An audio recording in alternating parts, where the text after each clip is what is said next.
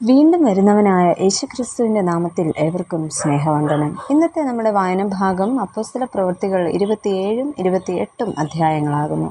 ഇന്നത്തെ ചിന്തയ്ക്കായി അപ്പോസ്തല പ്രവൃത്തികൾ 18-ാം അധ്യായം 2-ാം വാക്യം. അവൻ്റെ ഭാര്യ പ്രിസ്കില്ലയെയും കണ്ട് അവരുടെ അടുക്കൽ ചെന്നു.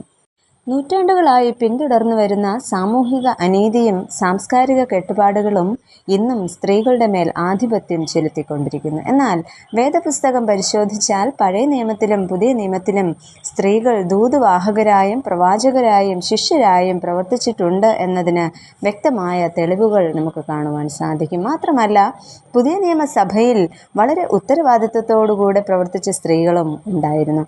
അത്തരത്തിൽ തികഞ്ഞ നേതൃത്വ പാടവം പ്രകടിപ്പിച്ച ഒരു ദൈവശാസ്ത്ര അധ്യാപികയായിരുന്നു പ്രിസ്കില്ല.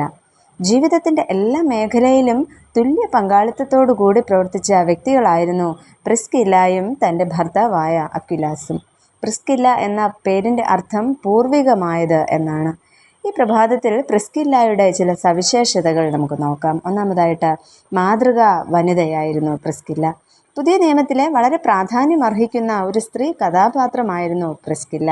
ഭർത്താവായ അക്വിലാസിനോടൊപ്പമാണ് അവളെ എപ്പോഴും കണ്ടിരുന്നത്. ഇരുവരും ഒന്നിച്ച് കർത്താവിൻ്റെ ശുശ്രൂഷ മാതൃകപരമായി ചെയ്തിരുന്ന ദമ്പതികളായിരുന്നു. നല്ല ദാമ്പത്യ ബന്ധത്തിൻ്റെ സാക്ഷ്യം വളരെ വിലപ്പെട്ടതാണ്. കുടുംബ ബന്ധങ്ങൾ ശിഥിലമായിക്കൊണ്ടിരിക്കുന്ന ഇന്നത്തെ സമൂഹത്തിൽ ഇഴയടുപ്പമുള്ള ദാമ്പത്യ ബന്ധങ്ങൾ മറ്റുള്ളവർക്ക് മാതൃകയും പ്രചോദനവുമാണ്. സഹപ്രവർത്തകരുടെ ഇടയിലും ഇതര മതസ്ഥരുടെ ഇടയിലും വാക്കിലും പ്രവൃത്തിയിലും നല്ല സാക്ഷ്യം പുലർത്തുവാൻ പ്രത്യേകിച്ച് പ്രിസ്കില്ലയ്ക്ക് സാധിച്ചു. താൻ ഒരു സ്ത്രീ ആയതിൻ്റെ പേരിൽ ഒരുപക്ഷെ അതിജീവിക്കേണ്ടി വന്ന സഹനങ്ങൾ ഉണ്ടായിരുന്നിരിക്കാം. എന്നാൽ ദൈവം തന്നെ ഭരമേൽപ്പിച്ച ദൗത്യം വിജയകരമായി പര്യവസാനിപ്പിക്കുവാൻ പ്രിസ്കില്ലയ്ക്ക് സാധിച്ചു.